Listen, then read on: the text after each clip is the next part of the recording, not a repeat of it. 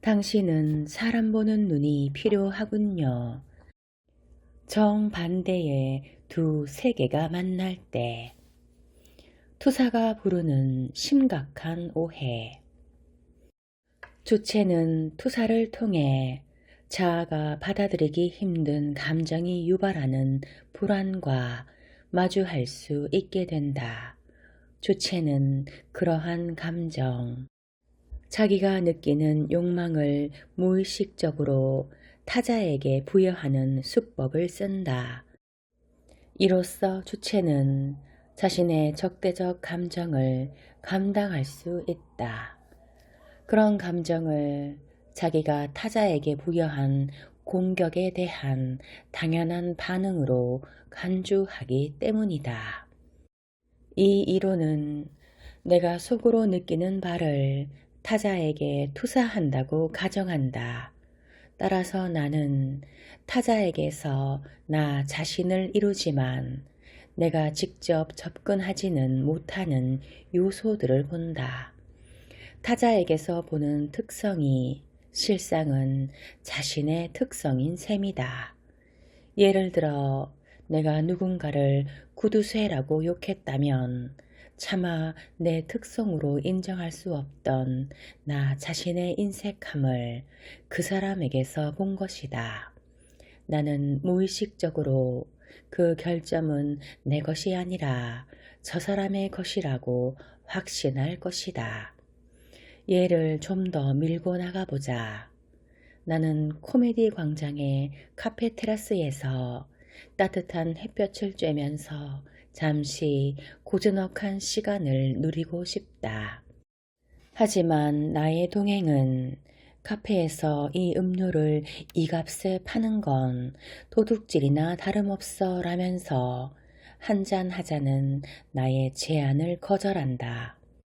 나는 가격을 알지만 신경 쓰지 않고 그냥 지금 이 순간을 즐기고 싶은데 말이다. 투사 이론을 적용해 보면 실은 내가 무의식적으로 인색한 데가 있어 동행을 구두쇠라고 흉보고 있는지도 모른다. 보다시피 이 이론은 타인의 일탈 행동을 타인에게 묻지 못하게 하는 게 껄끄럽다. 자기가 구리니까 나보고 구리다고 말하는 거지. 우리는 학교 운동장에 그 코흘리개를 다시 한번 만난다.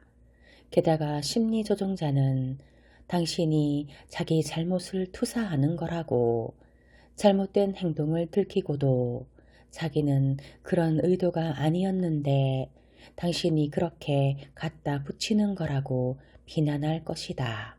그러면 당신의 복잡 다단한 두뇌는 한동안 정말 그런가 싶어 골몰할 것이다.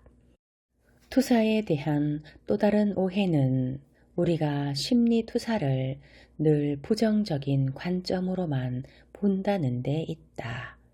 이를테면 우리는 불안을 가라앉히기 위해 우리의 감정을 타인에게 투사한다는 식이다.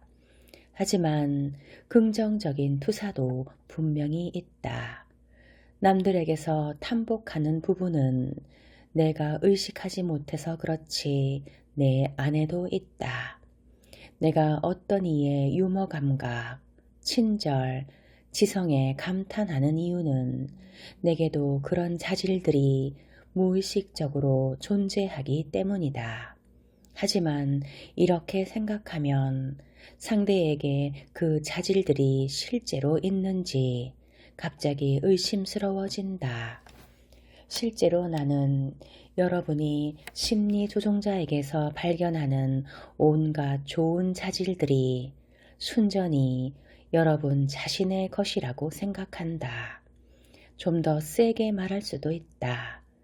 여러분이 심리 조종자에게서 발견하는 인간적인 면모는 모두 투사 기제에서 비롯된 것이리라. 정신분석가 장 샤를 부슈는 악성 나르시스트와 그 희생자들에서 다음과 같은 흥미로운 이론을 전개한다. 나르시시즘에 빠진 변태의 내면에는 정면으로 마주할 수 없는 어두운 면이 있다. 그래서 자기를 분열시켜서 부정적인 면은 모두 피해자에게 투사한다. 그는 완전히 지킬 박사가 되어서는 자신의 먹잇감을 하이드씨로 규정하고 자기 영혼의 어둠을 모조리 덮어 씌운다. 이런 태도는 심리조종자의 파괴 공작을 아주 잘 설명한다. 이 때문에 상당수의 심리조종 피해자는 자살을 택할 정도로 힘들어지거나 의도적인 살해 공작에 휘말린다. 내가 미워하는 내 안의 그 부분을 죽여야만 한다. 그런데 그 부분은 너에게 가 있으니 네가 죽어야만 한다. 네가 그 부분과 함께 죽어야 한다고. 심리지배 관계에서는 이 같은 투사가 극단까지 치닫는다. 심리조종자는 자기의 허물을 다른 사람에게서 발견하고 비난을 한다. 자신의 온갖 비열하고 타산적이며 악의적인 의도를 남에게 덮어 씌우고 자기는 항상 책임을 요리조리 피해간다. 이 때문에 무슨 일이든 그 사람 잘못이 아니라 당신의 잘못이 된다. 그래서 그는 당신이 자기를 파멸시키려 한다고, 소통을 원하지 않는다고 비난한다. 투사를 이런 식으로 설명하기 때문에 혼란은 가중된다. 과연 무엇이 다른 이의 것이고 무엇이 내 것이란 말인가? 내가 다른 사람에게 투사한 감정은 오로지 내 안에만 존재하는 것인가? 아니면 실은 내가 그 사람의 진정한 본성을 얼핏 엿본 것일까? 이 혼란은 왜 피해자들이 어쩌면 심리조종자가 자기 편인지도 모른다고 생각하는지 잘 설명해 준다. 피해자들은 심리조종자에게는 아무 고약한 의도나 잘못이 없는데 자기네들이 마음씨를 곱게 쓰지 않아서 자꾸 허물이 보이는 거라고 생각한다. 나는 투사 기제가 심리지배 기제를 실제로 설명해 주지는 않는다고 생각한다. 장 샤를 부슈의 견해에 동의하지만 한 가지만은 달리 생각한다. 심리조종자의 투사 기제는 그보다 훨씬 유치하고 의식적이다. 심리조종자는 공격이 최선의 방어라는 사실을 아주 잘 안다. 방귀 뀐 놈이 성낸다고 자기가 일을 저질러 놓고 그 일로 당신을 공격한 끝에 당신을 환장하게 만든다. 내가 상담실에서 가장 상투적이면서 생각보다 굉장히 자주 만나는 경우는 폭력 남편이 아내를 마구 때리고서 자기 뺨에 난 손톱 자국 하나 가지고 가정폭력으로 먼저 고소를 하는 경우다. 이런 투사 기제가 무의식적이라고 믿을 수가 없다. 어쨌거나 의식적이든 무의식적이든 심리조종자의 투사 기제는 기본 중의 기본으로 99% 믿고 써도 좋은 수단이다. 아주 간단하다.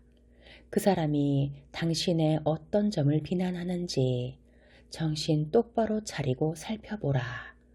틀림없이 자기의 허물을 당신에게 전가하고 있을 테니까. 당신은 돈을 물쓰듯 하는 여자야. 그가 그렇게 소리를 질렀다면 당분간 조심하고 경계하라. 당신이 터무니없는 모함을 당하고서 변명하려고 부들부들 떠는 동안 그는 희희낙낙할 것이다. 그러고 나서 아마 며칠간 돈을 물쓰듯 하는 사람은 당신이 아니라 바로 그 사람일 것이다. 보통 사람들은 내 집과 다른 사람의 집을 분명하게 구획짓는 쪽문을 그릴 줄 안다. 그러나 정신적 과잉 활동이는 사람들을 널찍한 공원의 숲풀과 관목처럼 생각한다. 공원에서 내 집과 남의 집의 개념은 의미가 없다. 그래서 신경 전형이는 누군가 자기 영토에서 뭔가를 훔쳐갈 수도 있다고 생각하지만 운회형 인간, 즉 정신적 과잉 활동이는 공원에서 숲풀을 훔쳐간다든가 하는 생각이 아무 의미가 없다. 이런 이유로 신경 전형이는 가뭄이 들면 저마다 자기 집 정원에 물을 주어야 한다고 생각한다. 물을 구해다 내 정원에 뿌리면 그걸로 그만이다. 내 정원이 푸르게 잘 관리된다면 남의 집 정원이 다 말라 죽어도 딱히 충격받을 일은 아니다. 아니, 오히려 내 정원이 자랑스럽고 기분도 좋을지 모른다. 그저 이웃이 나만큼 정원을 부지런히 돌보지 않는다고 생각할 것이다. 그 사람은 안 됐다만 할 수 없지. 나는 나의 정원을 돌봤으니까. 한편 정신적 과잉 활동이는 공원이 다 말라 죽을 수밖에 없다면 어느 한 수풀에만 물을 주는 게 무슨 의미가 있을까 생각한다. 다소 과장이 섞였지만 각자 생각의 논리가 다르다는 점을 보여주는 예다. 정신적 과잉 활동이는 보통 사람들의 개인주의에 충격을 받기 일쑤다. 그렇지만 개인주의 논리가 어리석다고는 할 수 없다. 모든 개인이 자기의 몫을 잘 관리한다면 세상은 잘 돌아갈 것이다. 반대로 많은 이가 이상주의로 여기는 생각도 일관성을 지닌 통합적 사유일 수 있다.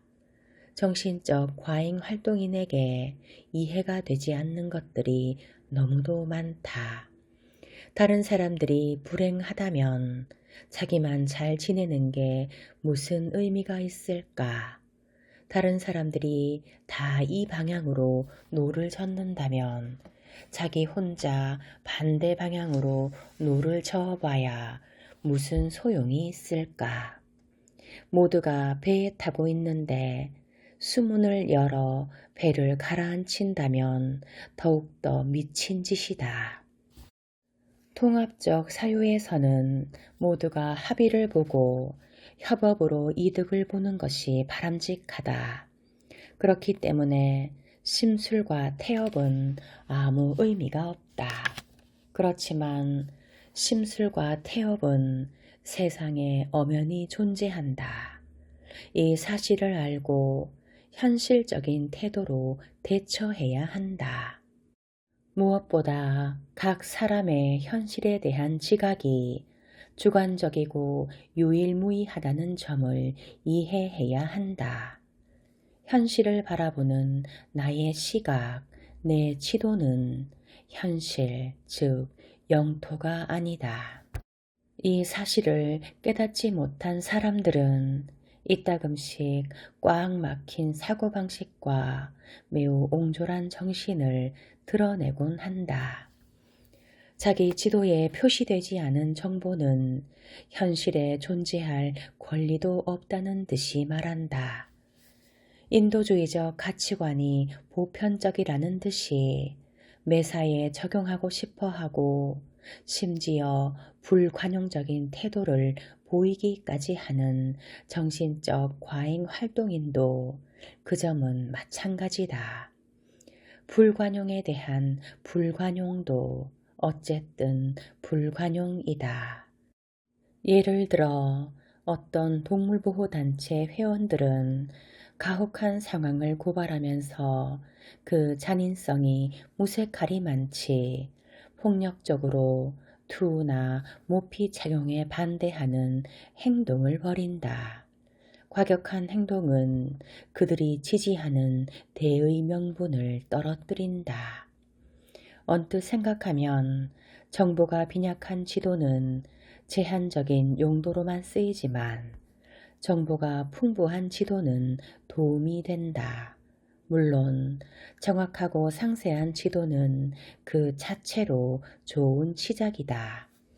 그렇지만 정보가 풍부하다 못해 넘쳐나는 정신적 과잉 활동인을 오랫동안 상대해 보니 정보의 수는 필요 조건이지 충분 조건은 아니라는 생각이 든다. 너무 많은 정보는 정보를 죽인다. 어떤 정신의 지도는 정보를 좀 삭제해서 여백을 두는 편이 나을 듯 보이기도 한다. 정신적 과잉 활동인의 지도에는 고속도로와 오솔길을 막론하고 모든 길이 똑같이 표시되어 있다고 할까. 마지막으로 비록 믿고 싶지는 않겠지만 방향을 잡는데 꼭 필요한 정보들도 지도에 추가할 수 있도록 정보를 여과하는 필터들을 심도 있게 청소할 필요가 있다. 정신적 과잉 활동인은 이상주의에 갇혀 자기 신념을 어지럽히는 데이터들을 지도에 추가하기를 거부한다. 내가 도입부에서 언급한 저 유명한 기억 상실이 상당 부분 설명된다. 어느 사람은 상담 도중에 하지만 전 세상이 제가 믿는 것과 다르다는 사실을 알고 싶지 않습니다. 라고 외칠 정도였다. 문제는 이런 사람이 존재조차 몰랐던 사이코패스의 생각과 부딪힐 때 일어난다. 갑자기 우리의 심리적 풍경 속에 뭔가 얼음처럼 차가운 것, 소름이 쭈뼛 서게 하는 낯선 것이 나타난다. 여러분은 부끄러운 듯이 그 생각이 문득 머릿속을 스치더라고요. 그렇게 뒤틀린 생각이 어떻게 들었는지 모르겠다는 고백을 털어놓는다. 그런데 아니다. 여러분이 뱀에 꼬여서 그런 생각이 든 게 아니다. 바람 빠진 타이어로 고속도로를 주행한 아내의 사연을 다시 떠올려 보라. 그런 짓을 저지르는 머저리들이 실제로 존재한다.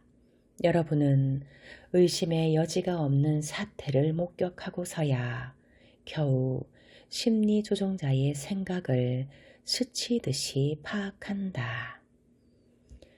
세상을 보는 내 시각에서 내가 세상을 돌아다니는 방식이 나온다.